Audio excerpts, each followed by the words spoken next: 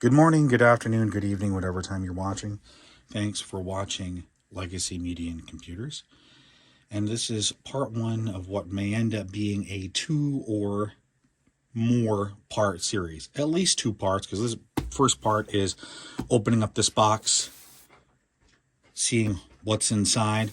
But for this episode, some housekeeping, and for the channel and about me, some housekeeping. Things that I have been particularly unsatisfactory about is for those of you who are subscribers to the channel and patrons to the channel, thank you very much for being a subscriber and being a patron. I've noticed that I have not been very good about responding to your comments for the videos and looking at ways that I can be much better at that. The second part of the housekeeping is about me. This is some comments about, boy, really could spend some time to tidy up the workspaces. And it's not an excuse, but it's a reason, just like those who may suffer from some dyslexia or some sort of post-traumatic stress. For whatever it is on my computers, and mentally can have a well-ordered thought processes for most things, but when it comes outside, like actually in real life, not very well ordered. And those who have been watching the channel for a very long time and seeing where we end up setting up things in order to do videos about will agree, not well ordered at all. So I've been trying to work on that for a long time and just not making a whole lot of headway with it. But with that out of the way now, eBay, Facebook, Craigslist are great places to find, not necessarily in that order, retro computing technology. However, on eBay, the prices really are all over the place. Sometimes you find a seller who's dealing with stuff that they've got on an estate sale, and some of them do want to make a whole lot of money off of whatever they found, and some of them they just want to move it. They just got it, they want to get it out of there. And sometimes when they post for, auctions with bid and buy it now, the buy it now may be hundreds of dollars more than the starting bid. And in some cases where it's a piece of what I think might be unobtainium, I might bid even though I have no expectation of winning the thing. And this was one of those cases where that wasn't it. This is an IBM PCAT. And inside this PCAT, it actually has some expansion cards that are very difficult to come by. And 2 of those expansion cards, the expansion memory that goes on them is even more difficult to come by. So I thought, I'll place a bid. I'm not expecting to get it. Somebody is going to come in and snipe or raise the bid price of this thing to even higher than what the buy it now price was. And hey, who knows, maybe the guy or the woman, whoever who posted it would, thank the guy who bid because now I'm getting more money, but that wasn't the case. But anyway, it's here. Kudos to the seller. Did a phenomenal job in packing this thing. I very rarely see stuff that is packed so well. So kudos to them. Very well packed. Yeah, super well packed. Cardboard, foam. Yeah, I'm not a big fan on foam, but I'll tell you what, I'm a bigger fan on this kind of foam than I am shipping peanuts. And I'm sure you'll agree. Let me just get this up and out of here, if I can.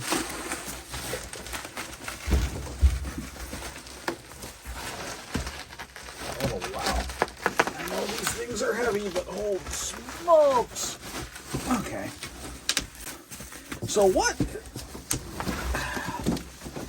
what about this caught my eye? Not just that it was a 5170 PCAT, but I was searching for the expansion memory that goes into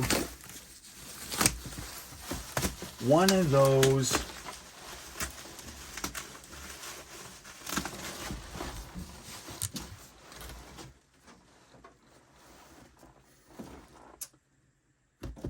hard to find expansion cards. So that's what I was looking for. And what this seller ended up doing had put in the description of this was that this system had two of them, and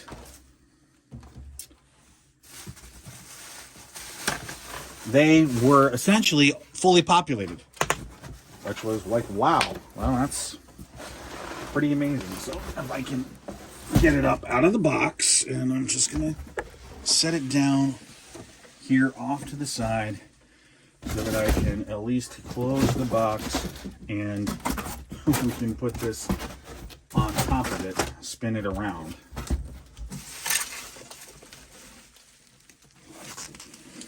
I will say one thing.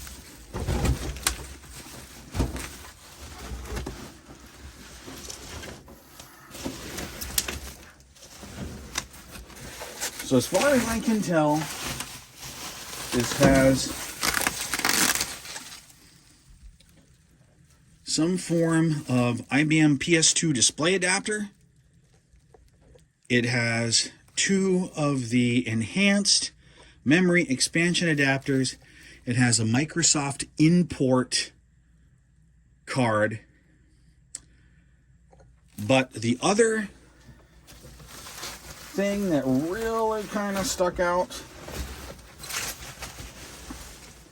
was that on the front of it, it is missing the PCAT badge, but you did notice on the back it does have the 5170 badge, that it says use of this terminal is restricted to IBM management approved purposes only.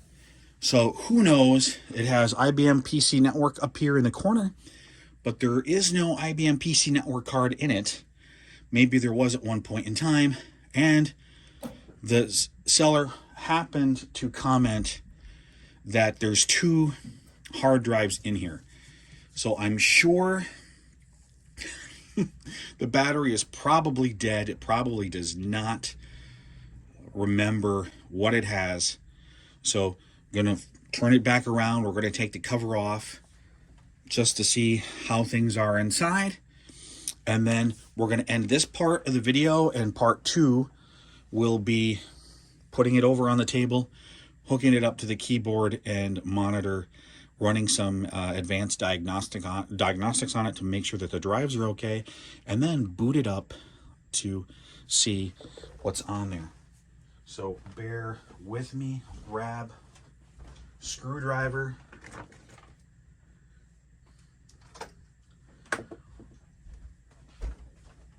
We'll get the screws off.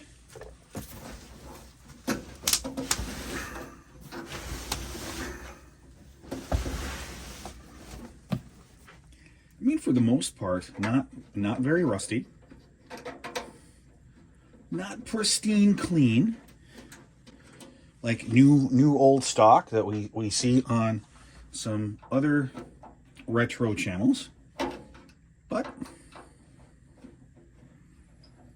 I think, considering what's in this unit, we'll see.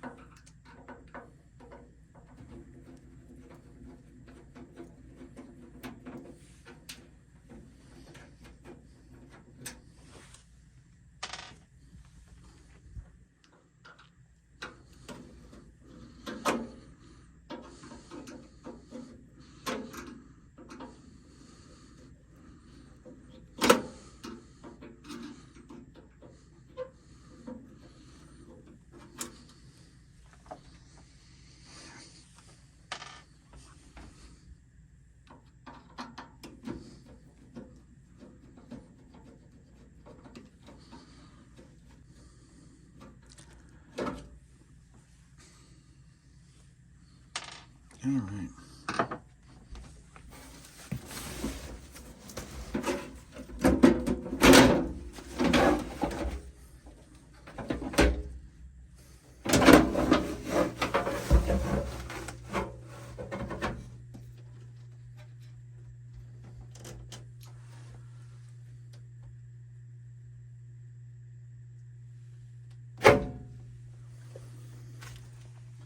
So from what I can tell, it does have a single full height drive. It has a 287 math coprocessor. It has the original lithium battery from the GE branded lithium battery.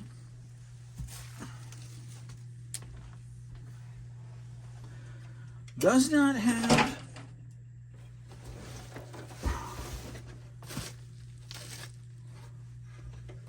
now he thought there was